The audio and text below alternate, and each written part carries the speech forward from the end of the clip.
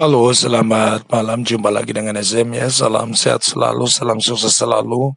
Saya ucapkan untuk para pemain cryptocurrency dan semua trader Nusantara ya. Salam sehat selalu untuk kalian semua. Saya ucapkan.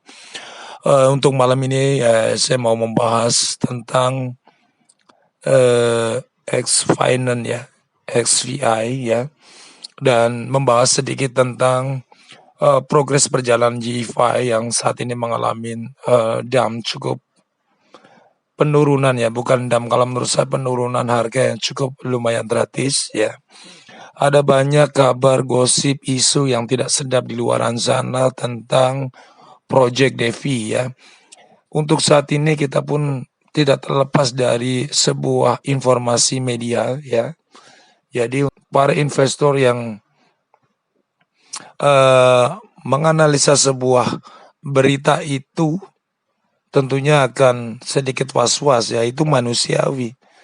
Itu sebuah rasa seorang manusia mendengar kabar nggak baik langsung tarik dana misalkan, itu wajar.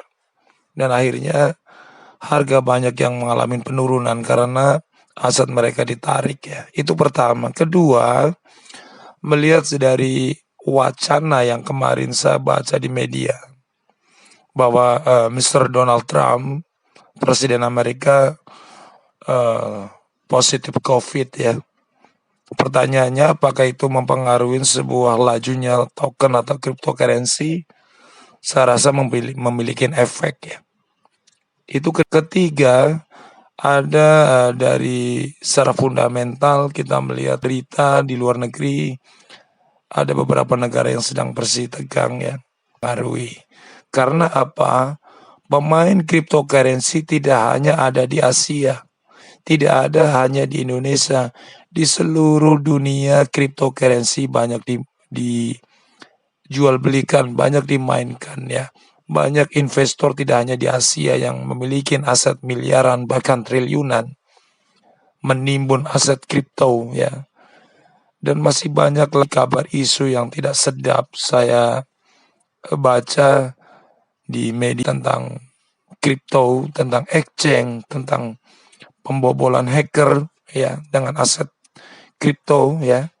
Itu pun akan mempengaruhi nilai laju sebuah token atau mata uang itu sendiri. Sikap yang bagaimana yang harus kita lakukan untuk saat ini, melihat wacana bahwa YFI, ini khusus pengguna YFI, harga semakin turun, bukan dam, turun ya.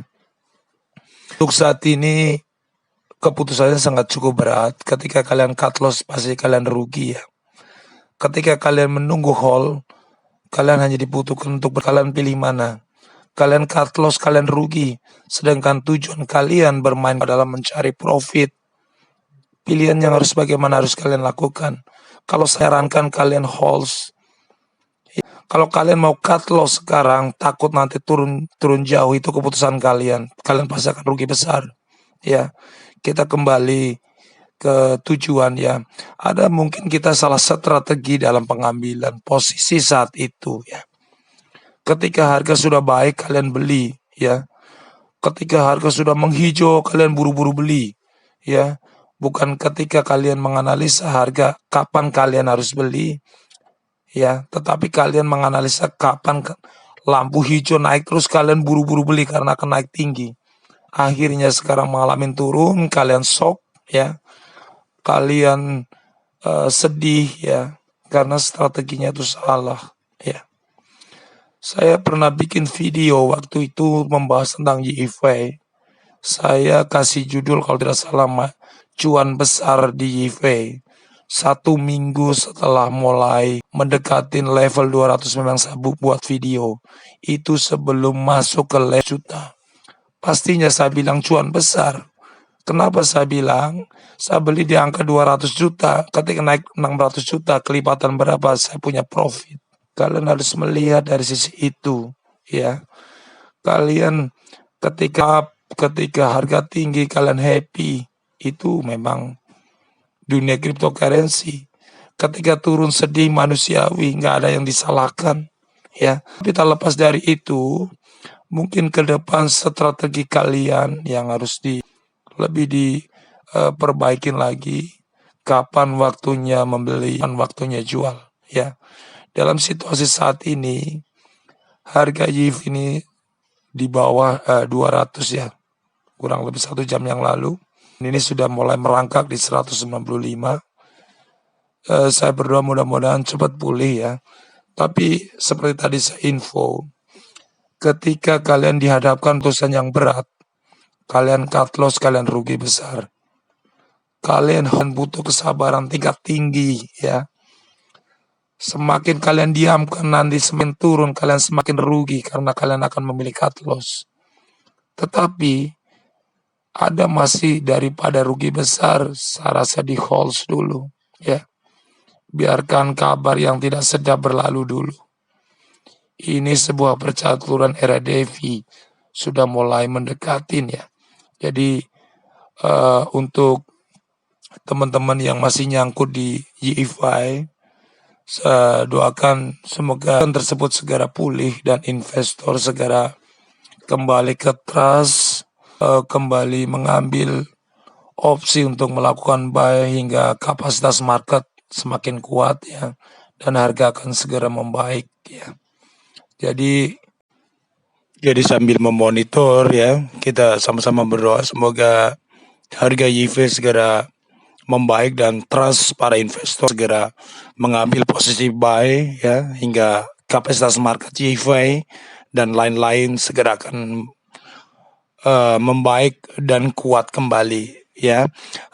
Dan malam ini kita mau membahas XVI ya, yang memiliki total supply adalah 50.000 keping ya, dan saat ini beredar masih baru di 23.000 poin sekian, dan untuk trading volume masih di 150 miliar, dan untuk kapasitas market masih di 116 miliar poin sekian ya. Kita mau lihat perjalanan dari XVI ya.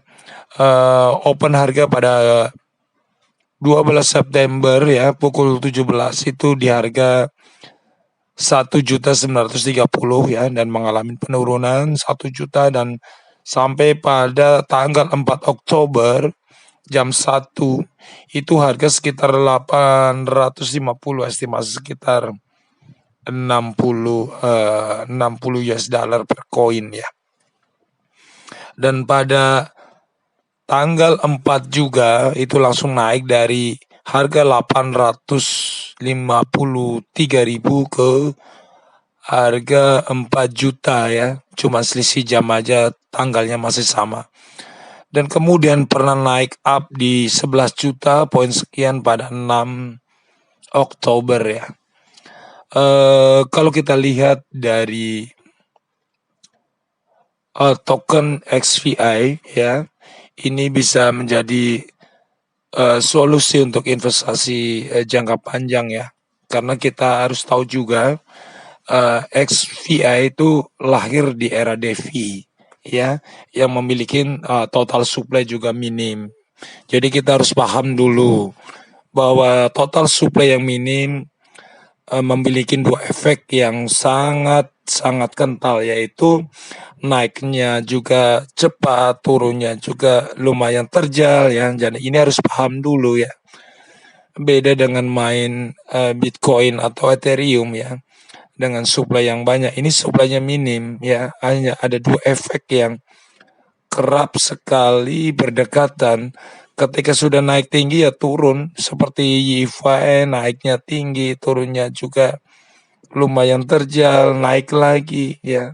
Dan untuk saat ini memang YIFI sedang mengalami penurunan harga ya, bukan DAM, tapi penurunan harga.